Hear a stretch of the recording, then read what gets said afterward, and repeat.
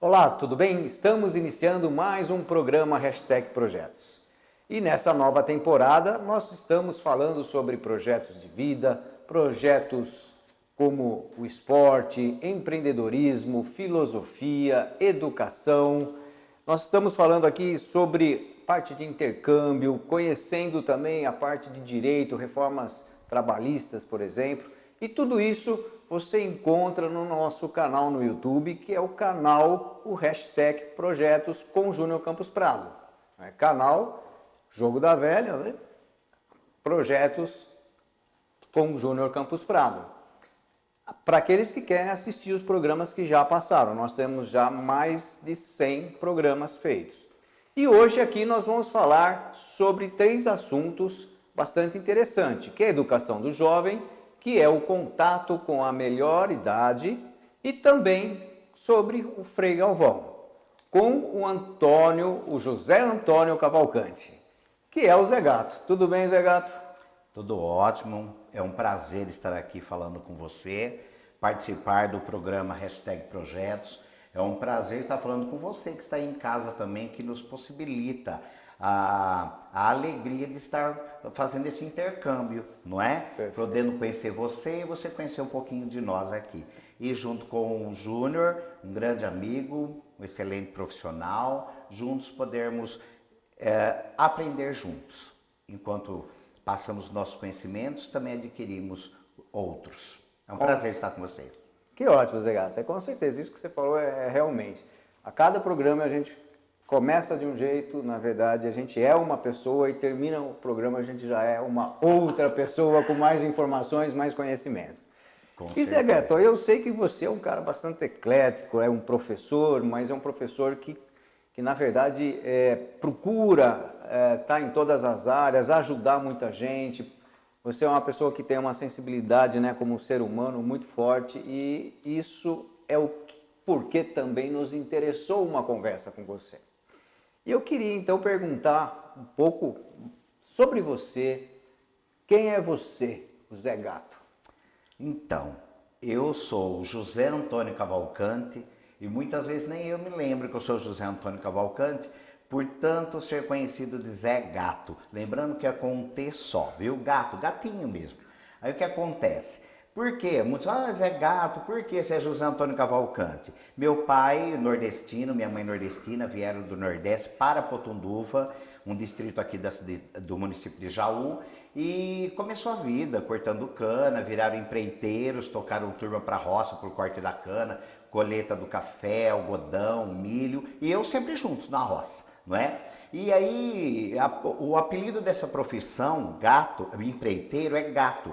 Meu pai particularmente não gostava muito do apelido gato, porque gato dá uma conotação de ladino. E ele é absolutamente honesto, então ele não gostava desse apelido gato, mas era o trivial da profissão. E aí, por que todos os outros gatos não ficaram tipo, fulano de tal gato, e ele ficou Antônio Gato, né, que derivou para Zé Gato? Por conta de ele ter, embora fôssemos extremamente pobres financeiramente falando, ele nos educou com ações. Era muitos andarilhos que ele trazia para nós alimentarmos, para minha mãe alimentar, ele também, pessoas da rua, pessoas que chegavam no Nordeste, retirantes, tudo ele acolhia dentro de casa. Então eu achava até que eu era super milionário, porque embora eu morasse numa casinha de pau a pique, não é? Pobrezinho ali numa casa de barro, e aquele monte de gente, a gente alimentando, às vezes eu achava, meu pai é rico e ele não fala pra gente, porque ele deve ter muito dinheiro escondido. E na verdade meu pai tinha, aqui dentro do coração. Era uma outra riqueza. Era uma né? outra Que é riqueza. até mais importante. E aí, essa riqueza dele que ele passou para nós, 9 filhos, 3 moram no céu hoje, para nós filhos, hoje é 6 vivo comigo, né? E nós fomos educados por essa ação que ele realizava com a minha mãe, de atender o pobre, a pessoa mais necessitada, embora fôssemos nós todos pobres financeiramente falando. Aí o que acontece? O tempo passou e quando eu vi meu pai fazendo tudo isso, eu me peguei fazendo isso também. Aí depois a vida de fazer as ações de projetos com a sociedade, Eu sempre morei no distrito de Potunduva. Há 10 anos eu moro na cidade de Jaú, mas sempre no distrito de Potunduva, que é um distrito aqui do município de Jaú, São Paulo. E lá muita gente carente também. Então nós fomos fazendo esses projetos. Aí falou assim, olha, eu estou precisando de alguma coisa, procura o Zé. Que Zé? O Zé do seu Antônio Gato. Até e foi derivando para Zé Gato, não é? Então foi assim que o meu nome chegou a ser o apelido Zé Gato, não é? Inclusive, quando eu fui vereador, quando eu estive vereador, as pessoas falavam, vou votar no professor Zé Gato. Porque professor, acabei estudando, meu pai fez questão que, embora fôssemos pessoas de poucos recursos, valorizássemos sempre a educação. Mesmo indo para a roça, papai nunca permitiu que a gente estivesse na roça sem que antes estudássemos. Então nós estudávamos tipo até o meio-dia, depois do meio-dia íamos para a roça trabalhar. Porque trabalhar não mata ninguém, não é verdade? Então, embora crianças carentes, a turma hoje em dia fala assim, criança não pode trabalhar, sou contra o trabalho infantil. Eu sou contra a criança vagabundando na rua. Eu sou contra pais ociosos, crianças ociosas, governos ociosos, todo mundo lavando as mãos e criança para a rua. Então, o meu pai e minha mãe foram meus primeiros professores, meus maiores educadores, e penso que toda a sociedade, toda a comunidade deveria agir assim. Não esperar só do governo, não esperar só de programas sociais, mas ninguém é tão pobre que não possa dar uma boa educação para o seu filho, ensinar o que é certo, o que não é certo, falar, olha, isso pode, isso não pode, né? Através de ações, assim como meu pai me educou, não é? Meu pai nunca teve dinheiro para me mandar para a faculdade. Eu tive que fazer a faculdade depois de adulto, depois de muita cana cortada, depois de muito café colhido, depois de muitos jacás e balaios de milho quebrado, depois de muitos pés de cafés rastelados, e tenho o maior orgulho de dizer, sou filho de Maria de Lourdes, minha rainha, mamãe, e de Antônio Gato, meu rei, papai, que hoje moram no céu, mas moram eternamente nesse castelo de coração que tenho. Não é? Então penso que a educação, que é um dos primeiros temas, está voltado na primeira escola, que é a escola casa, onde o professor, embora a nossa educação atual tenha passado por uma transformação enorme. Você ouve, eu que sou professor há 30 anos, a gente ouve alguém dizer assim, nossa, mas a escola mudou muito, o ensino mudou, hoje é moderno. Não, não mudou. Na verdade, ao mesmo tempo, educação não cai de moda. Educação não cai de moda, chamar atenção não cai de moda. A própria Bíblia, através do Evangelho de Jesus, nos exorta a sermos pais presentes, corrigindo os nossos filhos e exemplificando-os e dando exemplo de boas ações, boas condutas. E essa educação, ela nunca cairá de moda quando ela estiver centrada nos bons hábitos, bons costumes, na tradicionalidade da educação de fato, não é? Agora, quando a gente fala de educação voltada para a escola, quando a gente fala de uma educação mais voltada para a escola, seja nas metodologias de escolas particulares ou escolas públicas estaduais ou municipais, nós, embora temos que seguir linhas pedagógicas traçadas por uma equipe de profissionais maravilhosos, competentes, e eu respeito as linhas pedagógicas das respectivas redes, assim, estadual, municipal e particular, mas nenhuma delas será soberana à educação que tem que vir do berço, de pai e mãe. E pai e mãe deve entender, você pai e mãe que também está aqui assistindo a gente, entender que escola, por melhor que seja a educação, por melhor que seja, e temos muitas escolas maravilhosas nos 3 níveis, não é? Federal, estadual, municipal e também particulares. E não pense que tem diferença porque é particular e estadual. Não é. Quando o professor é comprometido, quando os pais são comprometidos, quando todos os agentes da educação são comprometidos, a educação acontece. Mas voltando a dizer o que estava dizendo, você pai, você mãe, que está aqui tendo a possibilidade junto conosco de aprender um pouquinho mais, eu com vocês, vocês com a gente, nenhuma educação vai ser maior e melhor do que a que você dá em casa. Seu filho achou alguma coisa na rua, trouxe para dentro de casa, não é simplesmente isso a trazer. Da onde você achou? Onde estava? Era seu? Por que pegou? Entendeu? Celular, por exemplo, essa modernidade toda, evidentemente que a tecnologia presente faz parte da educação. A educação não cai de moda, a trivial, a tradicional, o respeito, o pedir a bênção ao pai, pedir a bênção à mãe, enfim, o respeito aos idosos, às pessoas que estão ao nosso entorno. Por exemplo, na minha época de criança, você não passava entre duas pessoas conversando sem pedir licença. Jamais. Primeiro que você nem era louco de passar, não é? O olhar do pai, o olhar da mãe, bastava, nem precisava abrir a boca para dizer uma palavra, não é? Hoje em dia, com as tecnologias, aí eu questiono, antes de alguém chamar a atenção de uma criança, olha que a criança não está bem educada, aquela criança não está comportada, aquela criança não tem um comportamento adequado dentro da escola. Aí eu questiono, mas antes de verificar essa criança, vamos verificar o pai e a mãe, o meio onde ela está vivendo, como está acontecendo dentro daquela casa, o respeito mútuo, a integralidade entre de fato ser pai, porque fazer filho até cachorro faz. Eu preciso, até porque o meu cachorro é mais pai do que muitos homens que eu vejo por aí que se dizem pais, não é verdade? Ser do sexo masculino e fazer um filho, entre aspas, não o torna pai. Pai é estar presente, é presenciar, é vivenciar a educação dessa criança junto com a mãe, entender que a mãe que também deve, através da sua história de vida, levar a criança à primeira alfabetização, que é do amor, do afeto, do respeito, junto com o pai.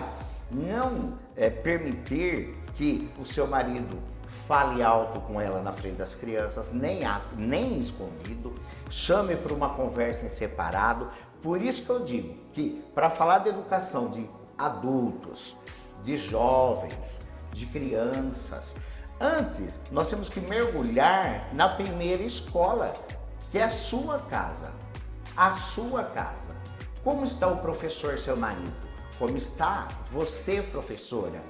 Não é só estender dizendo que é o professor lá da escola, da sala de aula, que é extremamente importante também, que não é perfeito, também falha. Eu falho, sou professor, não é? Mas a nossa parte dentro de uma escola, seja de criança, de jovem, de adulto, é mais informar, transformar o conhecimento informal em formal, um conhecimento técnico formal, não é? Teórico, que é necessário para a faculdade, para a vida acadêmica, para a vida lá fora, após os muros escolares, mas sobretudo aquela escola que você está realizando hoje dentro da sua casa. Então, é extremamente importante, Júnior, que nós, ao falarmos de educação, voltemos um olhar para revisitar como nós estamos sendo professores na sala de aula chamada nossa casa, nossa família, junto com nossos filhos. Se nós estamos aplaudindo os erros dos nossos filhos, se nós estamos aplaudindo a criança até tarde com o celular, a criança mal nasceu, o pai já dá um celular. Eu sei que todo mundo precisa trabalhar, mas é criança 24 horas por dia na frente de uma televisão e com programas péssimos. Porque se fossem programas direcionados, programas educativos, perfeito, até aí tudo bem. Porque educação, a televisão não substitui o pai e a mãe.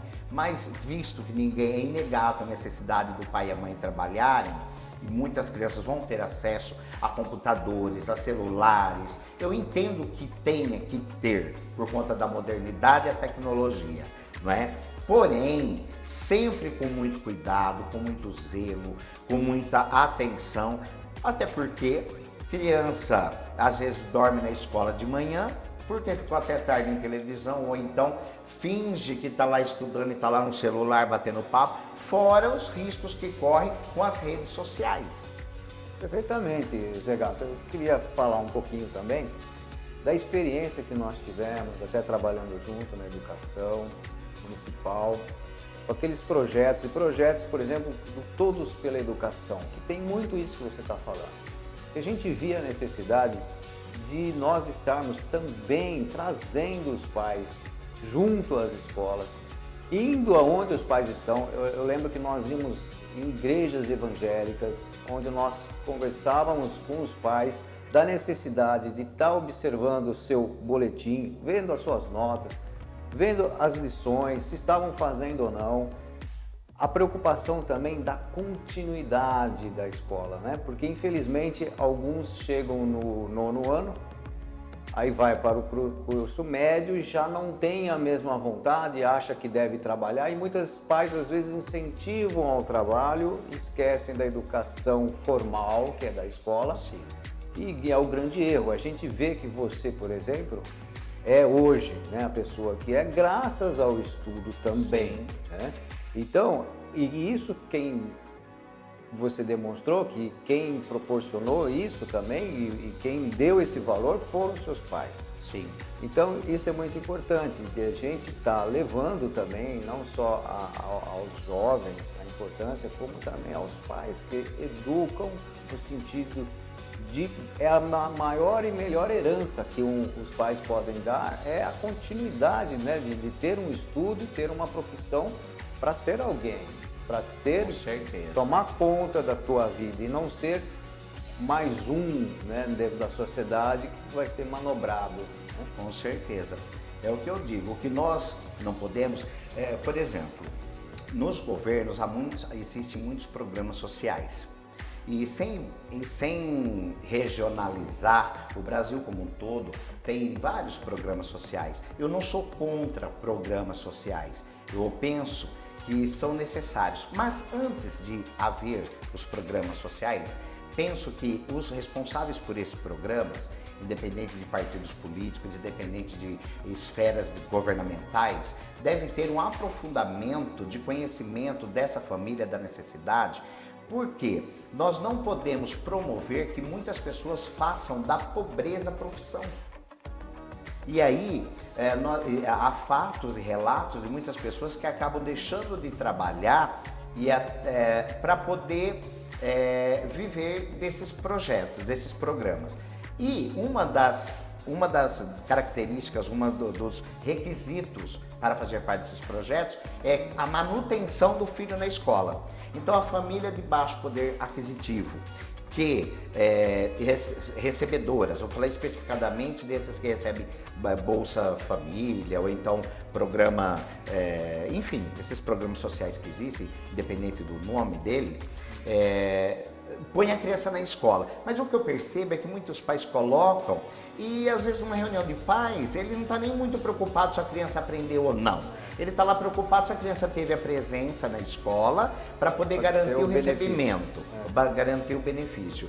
E nós não temos esse olhar como professor, nós temos o olhar daquele pai presente, da mãe presente, para que de fato essas crianças possam de fato estar valorizando aquela bolsa que ele tem recebido, não é? E que de fato na escola a criança venha, frequente, aprende, mas que sobretudo os pais sejam comprometidos, não só para recebimento da bolsa, mas para como de fato o envolvimento educacional e desenvolvimento disso e o reflexo disso lá fora, porque senão não tem sentido. Muito bem, Zé Gato, que bom, e nós aqui terminamos já o primeiro bloco falando sobre essa educação do jovem, educação formal e educação complementar, que é a educação dos pais e das mães. Né? Na verdade, talvez o complementar é da escola, né, que precisa ter a base da família. Sim, a família é a base. E daqui a pouco nós vamos voltar para falar sobre os cuidados com a terceira idade. Então, até daqui a pouco.